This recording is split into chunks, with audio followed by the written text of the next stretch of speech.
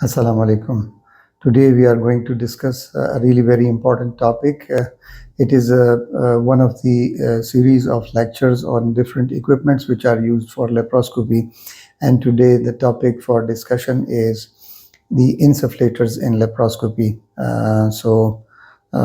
It is a machine basically which is delivering gas into the abdominal cavity in a controlled way, so that a space is created and a cavity is created, so that we can work within that working space.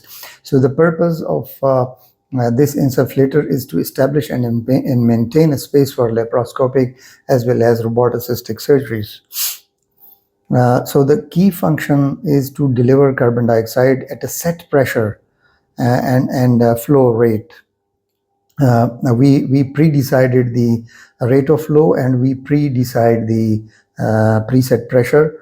So we give the insufflator some values, and the insufflator is interpreting those values and is maintaining that flow rate as well as the pressure of the gas, so that we can do the laparoscopic surgery, because space is really very important. If you don't have the space to work in, then it will be impossible to perform any kind of surgery.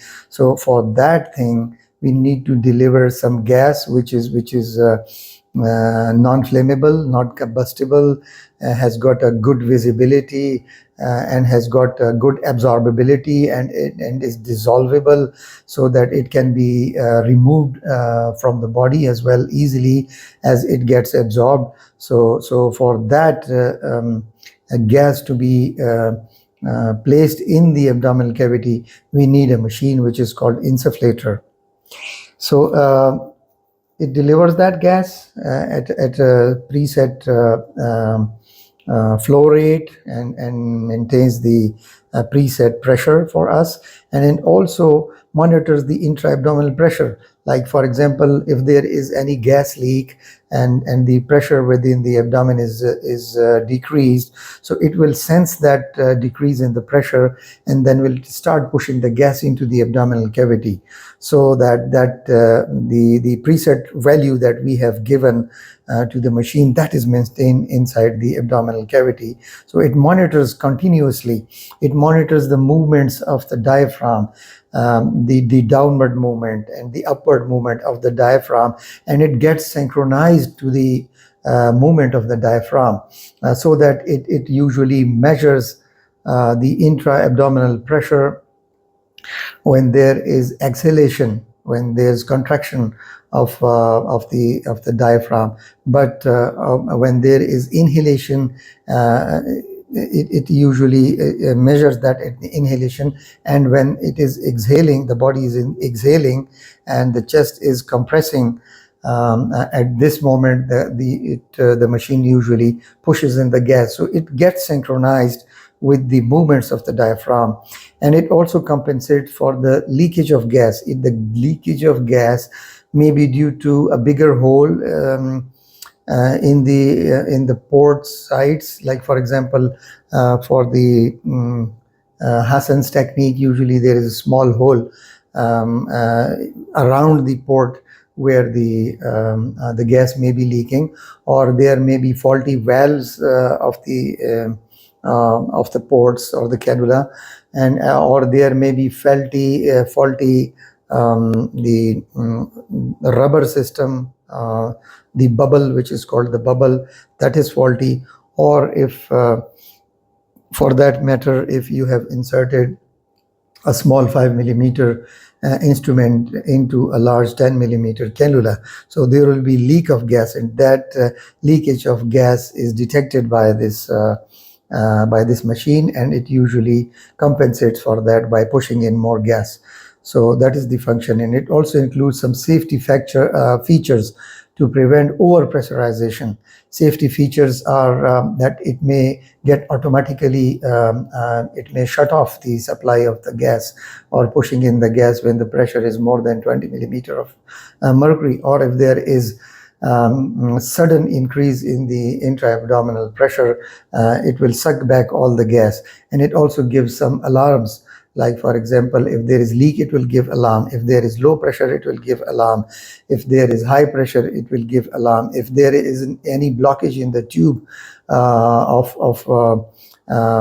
this machine, which is connecting the machine to the abdominal cavity, if that tubing has got some problem, it will give you alarm. So there are safety features in an insufflator. So let's move forward. So what are the components and what are the principles of its operation? The source of carbon dioxide is usually a high pressure cylinder, or it may be a hospital gas supply line, whatever the mechanism in your hospital has adapted. We have a high pressure cylinder where the carbon dioxide is present in a compressed form. It is really cold and is in the liquid form. So that gas cylinder is used. So the source of the gas that the insufflator uses is usually a cylinder or a hospital supply. Then there is a regulator. It reduces high pressure from the source to a usable range. The cylinder is set at a high pressure, so the cylinder is pushing in the gas at a very high volumes and pressure, but there is that gas is passing through the insufflator to the body. So that insufflator has got the regulator, so it does not allow that amount of gas being pushed into the abdomen and causing severe damage. So the regulator is there. Then there is insufflator unit. The core device is consisting of sensors, valves, and control systems, and a digital display. Then there are tubings and filters to prevent contamination. Then the principles are that this machine is working through a negative feedback loop to match the gas delivery to set the pressure.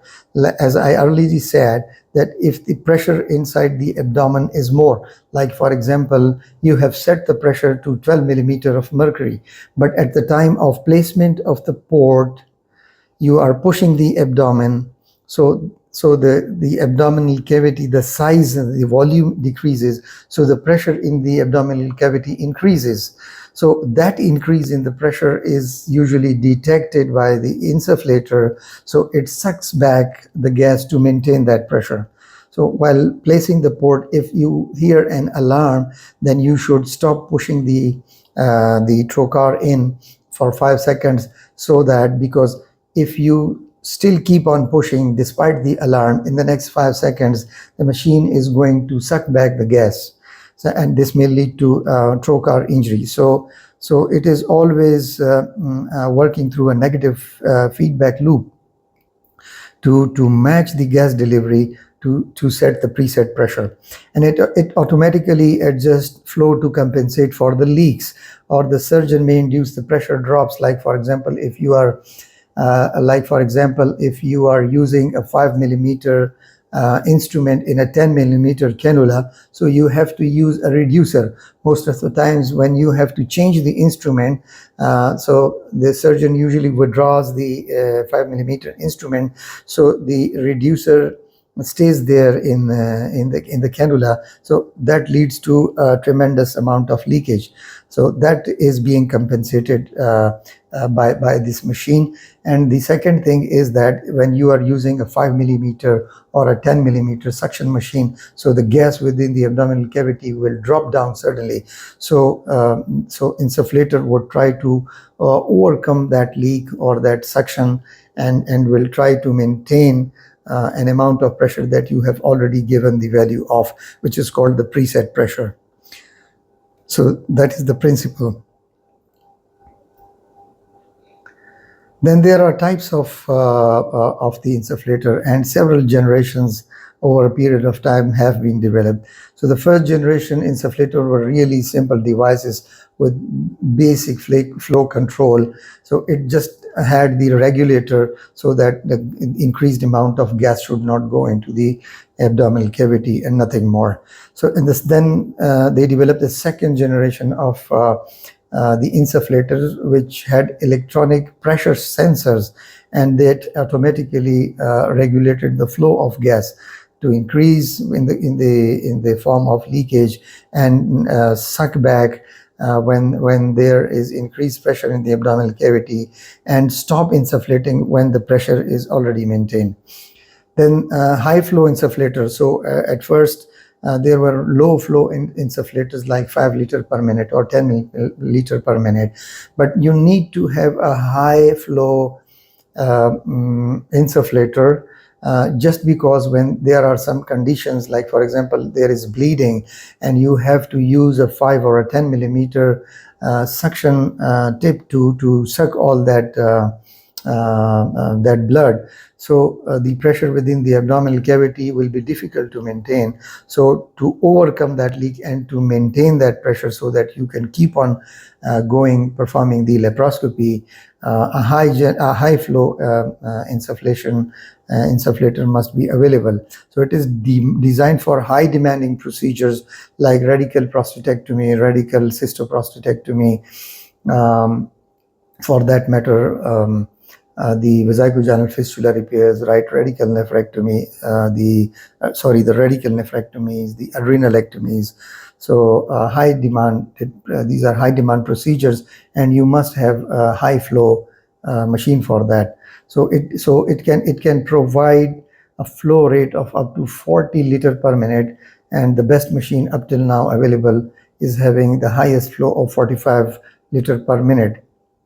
So as I already mentioned, that this high flow machine is crucial for maintaining intra-abdominal pressure during rapid gas egress, such as during specimen extraction or suction, or some other conditions. Then there is a 4th generation smart insufflators, which have heated and humidified gas delivery system, which minimize the core body temperature loss and thus reduce the chances of hypothermia, especially to the gut and the splanchnic circulation. And it also reduces fogging of the lens, because once the fogging of the lens starts, it's really a very bad down the spiral system. So you take out the lens, then you clean it, you put it back into the abdominal cavity, then again it gets fogged. That is because because of the insufflation of carbon dioxide, which is really very cold. So it also integrates with other devices in the form of a Wi-Fi system or infrared system, so that your surgical suite is usually seamless. So smart insufflators are also available, but of course every good thing comes at a cost. So what are the key features and what is their clinical significance? So the key features of smart insufflators is, number one, that there is gas warming and humidification. So it prevents the hypothermia of the patient in prolonged surgical cases, and also in terms of constant leak or rapid leak of gas from the abdomen. So if there is more than 20 liter per minute replacement of the gas, that can lead to hypothermia, and thus cardiac arrhythmias can occur. So when you need the flow of gas more than 20 liter per minute, so then you will need this machine, so that it humidifies and warms the carbon dioxide, so that hypothermia is prevented, and it will also reduce the peritoneal drying. It will also reduce the fogging of the laparoscopic lens. So the mechanism is that it heats the carbon dioxide to body temperature and it saturates it with water vapors. That is really a smart function.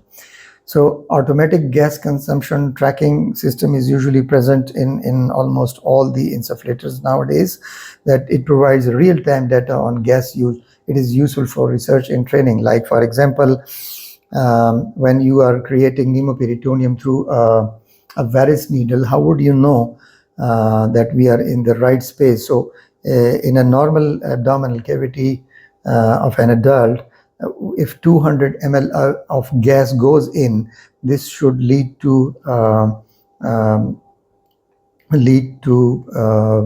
dullness of the spleen to be gone, and the liver dullness is also gone, because that gas is going between the spleen and the chest wall, or if for that matter of on the right side, it will go between the liver and the chest wall. So you can just percuss that area. If the dullness is gone, it means that you are rightly in the peritoneal cavity. So automatic gas consumption is really very useful. It is also useful, let's say for example, if 100 ml of gas has gone and the pressure has reached 20, it means that you are not in the abdominal cavity, you may be in the preperitoneal space. So total consumption of the gas, or the volume of the gas, is really helpful. Integrated smoke evacuation systems, it removes surgical smoke when you are using a diathermy, if it is a monopolar or bipolar, or for that matter even the ligashore, it will produce smoke. And in case of the harmonic, it produces gas particles. So those can usually impair your vision. It can also lead to fogging of the lens. So if your insufflator is having a smoke evacuation system, that is really a smart one. So it will improve the visibility and thus safety.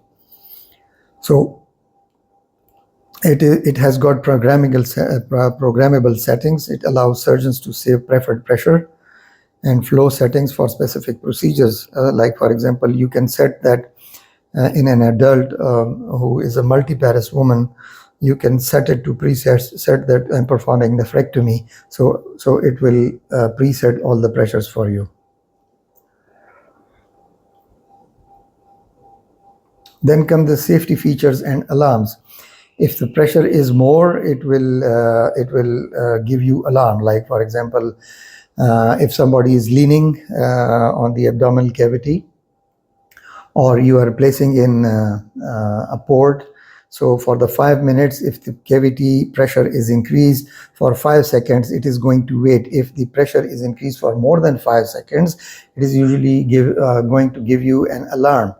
So if you do not, if you are ignoring that alarm for 5 more seconds, it is going to suck back the gas. So alarm system is there for overpressure. Alarm system is there for low pressure as well. That will be in the case of a potential leak or insufficient gas supply. For example, if the gas cylinder is out of supply, then it will give you an alarm as well. Cylinder empty alarm is there as well, and there is filter clogging alarm as well. If the tube is clogged with a clot or a fat, then usually it will give you an alarm.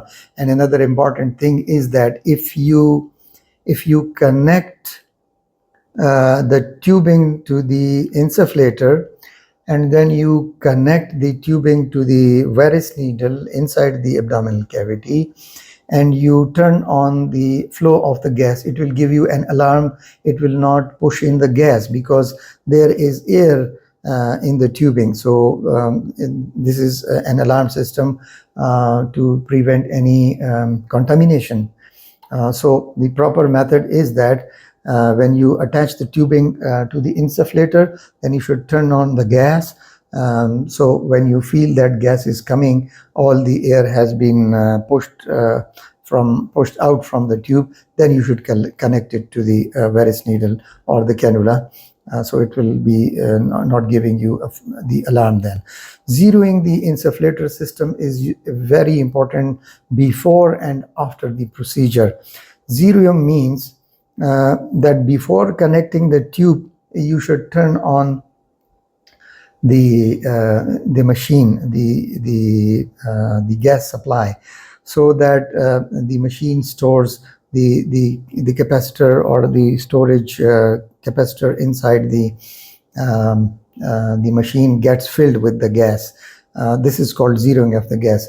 So or zeroing of the machine, sorry. And when you complete the procedure and when you deflate the abdomen, just do not turn off the gas. You should turn off the supply of the gas from the cylinder to the machine. Just turn off that valve and keep the insufflator on, so that all the gas within the insufflator is pushed out of the reservoir within the insufflator machine. This will increase the life of your insufflator. So that is called zeroing of the insufflator. So the conclusion for the best practices for trainees and of course all the surgeons is that, number one, you should select the patient carefully. You should know the strategies for a thin patient. You should know the strategies for an obese patient. How much gas will be required? What will be the volume of the gas for a thin patient? What will be the optimum pressure for a thin patient to work inside the cavity? What will be the optimum pressure for the obese patient? What will be the requirement for a tall or a short patient? What will be the requirement for a pediatric patient and an adult patient? And also think of alternate gasless surgeries or open surgery in cases where you are in doubt and in cases where there is high risk of complications with insufflation. And you must also set appropriate parameters. Like I said, appropriate parameters for obese patient, for thin patient, tall versus short patient, adult, pediatric, male and female, multiparous, nulliparous, all have got different sizes of abdomens. So all require different and appropriate parameters set for them. So always set the lowest possible intra-abdominal pressure, which is 10 to 12 or 12 to 15, because above 15, usually the complications start beginning, like air embolism and other cardiovascular complications. Once you have created pneumoperitoneum, always monitor the insufflator, because there is a dial on the insufflator which shows a preset pressure, which shows an actual pressure, which shows the flow of the gas, which shows the preset flow of gas, the actual flow of gas, and the amount of gas used, and the amount of gas left in the gas cylinder. So keep on interacting with your insufflator, because your insufflator is keeping on interacting with the intra-abdominal cavity as well as the cylinder. So communicate with the anesthetist regarding changes in patient vitals if there are any, and you must always know your equipment, like specific features, the safety mechanisms which are in place in your insufflator. Your insufflator is a low flow insufflator or high flow insufflator. Is that a smart insufflator, or which one it is? So you must know your equipment. You must know your car which you are driving. So this is a brief diagrammatic representation of different insufflator. You can see that basically the insufflators are quadromanometric. They are, quadro means 4 and manometric means pressure. 4 kinds of pressures are shown by the insufflators. Previously there were analog insufflators. Nowadays there are digital insufflators. So quadromanometric. So the quadromanometric 4 pressures are being monitored here. You can see that there is a preset pressure. Preset pressure means that the value of pressure that we have given to the insufflator for us to create within the abdominal cavity. Like for example, we have, if a thin small patient, we will give 8 millimeter of mercury, or for that matter in a tall individual or in a multiparous woman, we will give a 12 millimeter of mercury. So when we give that value, that is called preset pressure. The actual pressure is the actual pressure within the abdominal cavity. At the beginning, when you start insufflating, this pressure will be 0 or 1 or 2, but as the gas goes into the abdominal cavity or the peritoneal cavity, so this gas will keep on increasing, will go to 3 to 4 to 5. In what I usually practice to know whether I'm in the right space or not, I usually grab the abdominal wall and I just retracted to myself, so the cavity inside the abdomen is increased. So if the actual pressure is 5, when I grab the abdomen and pull it to towards myself, the pressure within the cavity should decrease because the volume is increased. So that is how I know that I'm really in the peritoneal cavity. Then is the gas flow rate. You can set that gas flow rate to 5 to 10, 15. As I said, you can set it to 45 liter per minute depending upon the requirement. Usually in the needle, the Varus needle, the maximum flow can be only 1 liter per minute or 2 liter per minute at the max. It cannot go beyond that. But for 5 or a 10 millimeter cannula, it can go up to 45 liter per minute. And the fourth thing which the insufflator tells us is the amount of gas used, as I mentioned previously as well. So by knowing all these pressures, what is their clinical or practical implication? So let's discuss that now.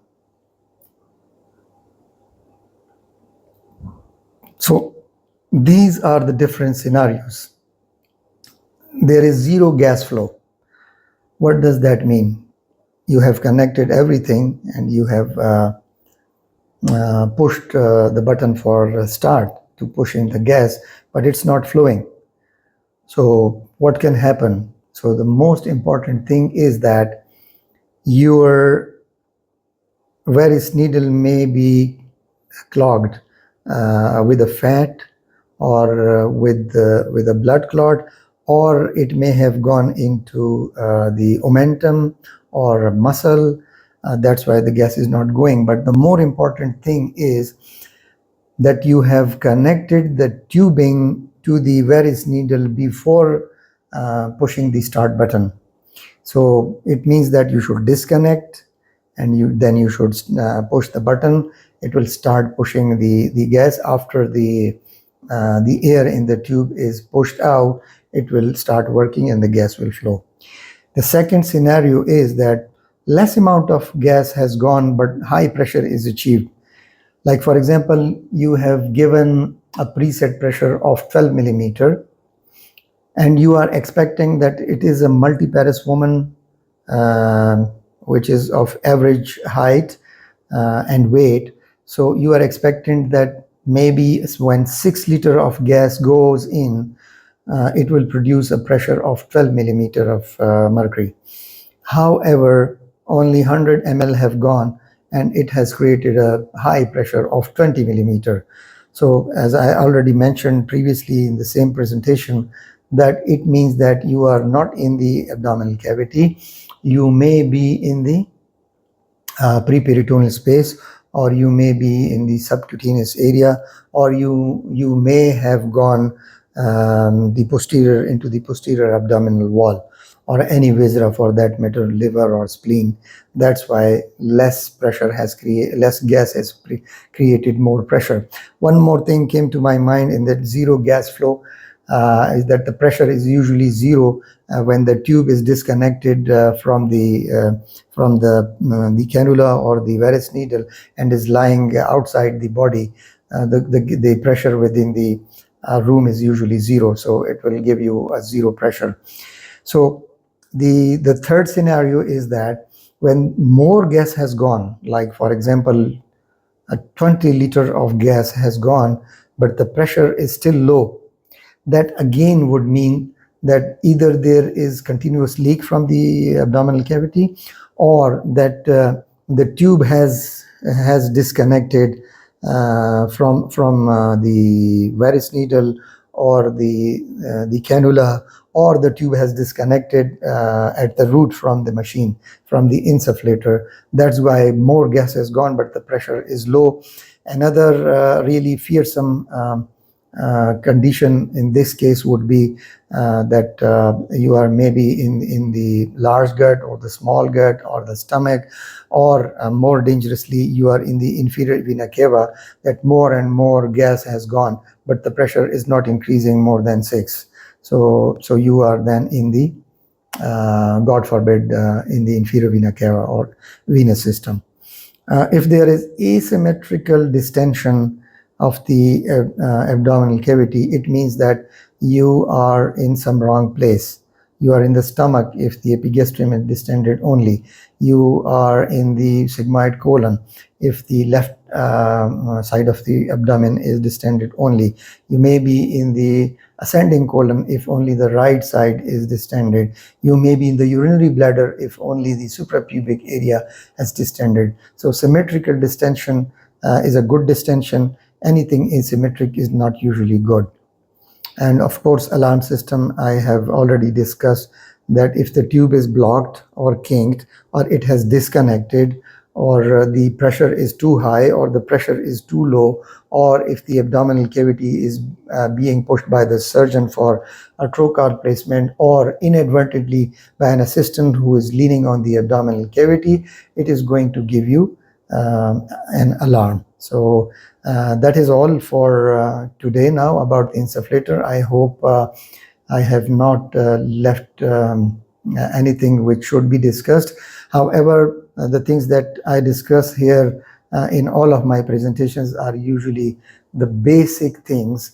Once you start doing laparoscopy and you try to be familiar with all these the things that I present, like for example the complications, the ways to create pneumoperitoneum, like for example this insufflator, or for that matter I will discuss the use of different energy sources as well. So if you have those ABCs in your back of mind, you can create sentences and you can write essays and you can write articles and everything. Same is the case here. These are the ABCs of laparoscopy. If you know them, if you have them in the back of your mind, so it will be really easy for you to carry on with laparoscopy and achieve all that experience. And once you get the experience, the sky is the limit. So thank you very much for listening. I will always be there. If there are any questions, you can ask me on my YouTube channel. Thank you once again.